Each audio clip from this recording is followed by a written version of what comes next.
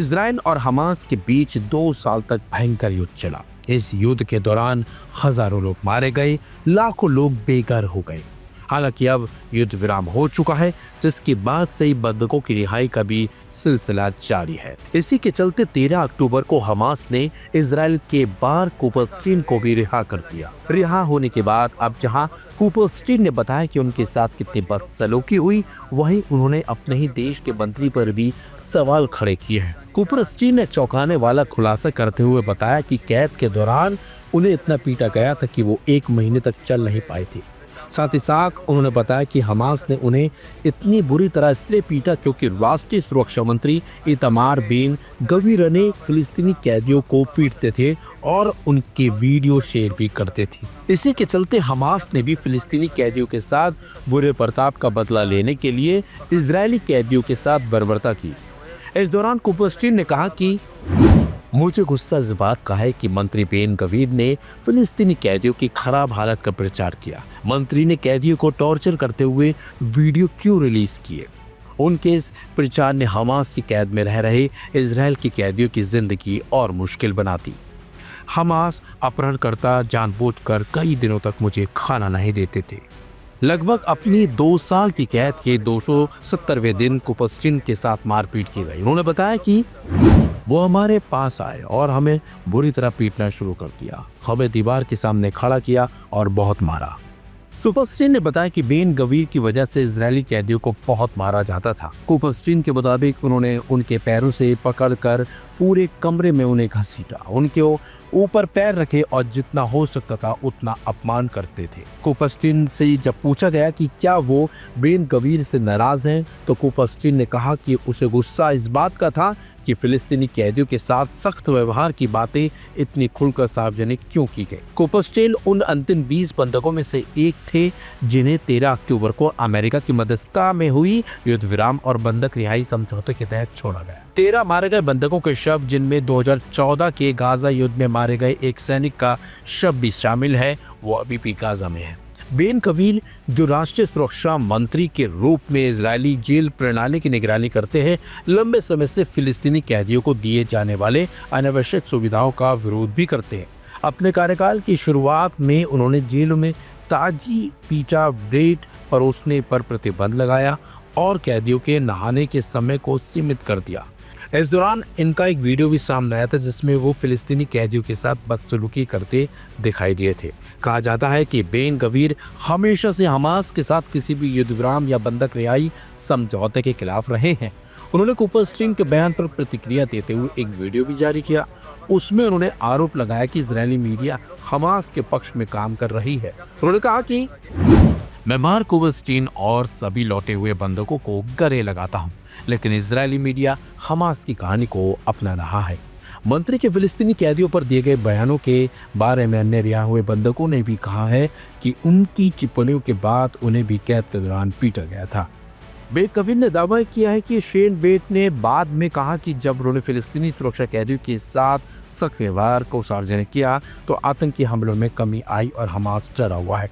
हालांकि उनके इस दावे के उलट शेन बेट के आंकड़े दिखाते हैं कि बेन गवीर के कार्यकाल के दौरान आतंकी हमलों में बड़ी बढ़ोतरी हुई थी। लेकिन जिस तरीके से बंधक अब खुलासा कर रहे हैं, उनका साफ साफ कहना है कि मंत्री की इस सलूक की वजह से ही उनके साथ हमास ने बदसलूकी की है। אני רוצה להגיד תודה רבה לכולם על כל החום והאהבה שאתם שולחים לי.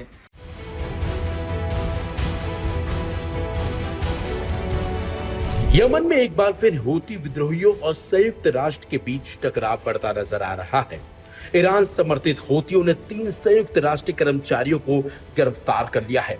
आरोप लगाया गया है कि कर्मचारी इजराइल के लिए जासूसी कर रहे थे। यूएन ने इन आरोपों को सिरे से खारिज करते हुए कहा कि ये कार्रवाई पूरी तरह राजनीतिक है और इससे मानवीय राहत कार्यों पर गंभीर असर पड़ेगा। यमन की राजधानी सना से खबर आई है कि हूती विद्रोहियों ने विश्व खाद्य कार्यक्रम के 3 कर्मचारियों को उनके घरों से हिरासत में ले लिया। इनमें 2 महिलाएं और 1 पुरुष शामिल है।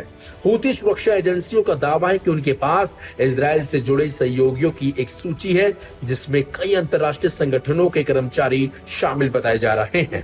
हूती प्रवक्ता ने एक बयान देते हुए कहा कि हमें सबूत मिले हैं कि कुछ विदेशी एजेंसियां यमन में जासूसी नेटवर्क चला रही हैं, जो इजराइल और उसके सहयोगियों के लिए काम कर रही हैं।